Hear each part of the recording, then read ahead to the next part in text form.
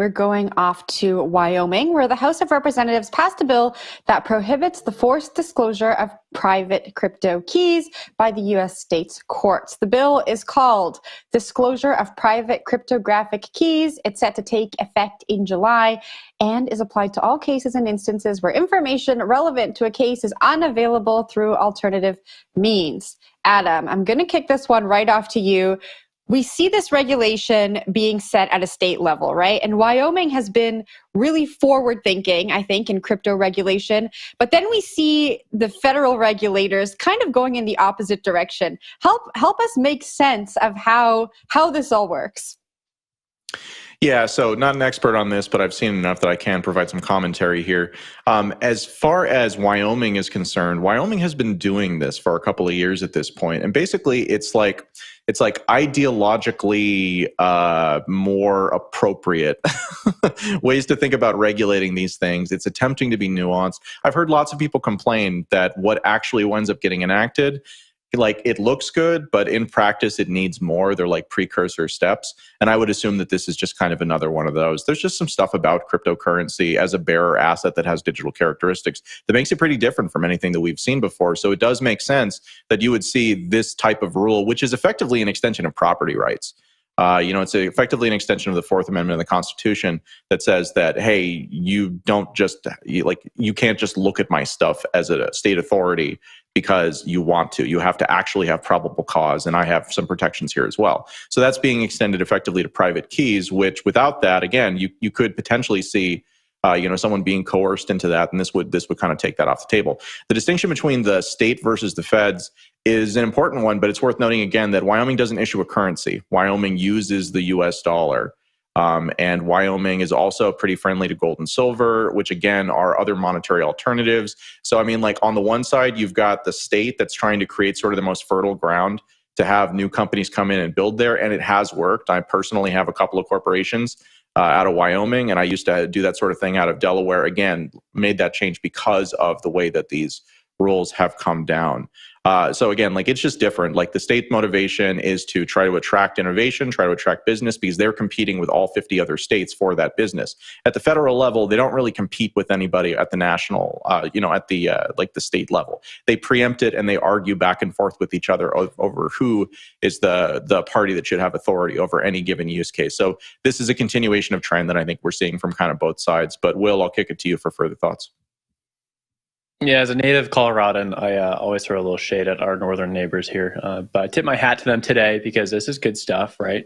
The fact that they're going to continue protecting cryptocurrency users and assets is significant. The one thing I want to bring up here is actually more cultural, and that is that Wyoming has sort of been like the target of crypto lawyers and been the target of like crypto enthusiasts. Like, they have successfully infiltrated a lot of Wyoming's government in order to move forward with many of these plans. And just to your point, Adam, like, that's kind of Wyoming's thing, right? They're very libertarian. It's like, get off my soil, like, keep my house. I don't want you to touch my stuff.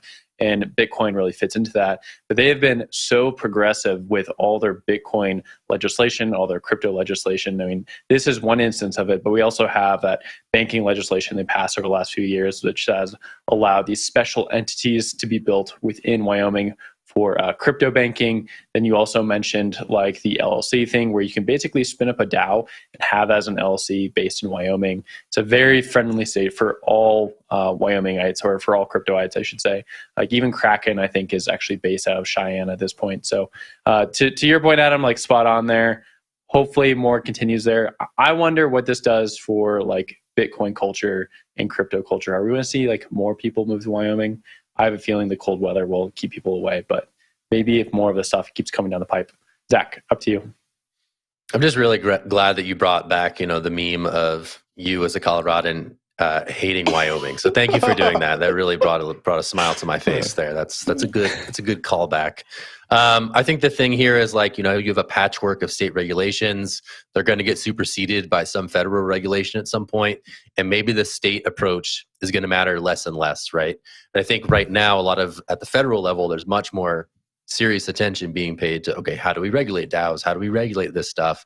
And at some point, I think that competitive advantage that states like Wyoming, which has been an early mover, may be eroded by some of these federal legislations and even laws that come out around stablecoins and how those need to interact with regulated banking entities at the federal level. So that to me is like what this story is ultimately about. Will this matter down the line, even for states that have been thoughtful and moving early on some of these conversations? Adam, I saw your hand. Got to give you last word.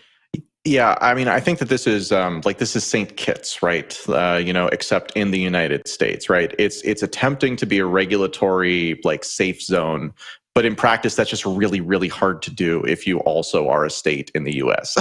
because the feds disagree with that. So I totally agree with you on that. I think that there is a positional element here, which is that the pushback that we're seeing from the federal government does seem like something that has an expiration date on it. There will come a time when either there will be a push to actually eliminate this stuff as a technology that can be used by U.S. citizens, or they'll soften the perspective. They'll, again, start to do things themselves that will kind of come together with that. So maybe it's positioning for that, because there are a lot of states out there that have taken a much harder line approach, notably New York and California.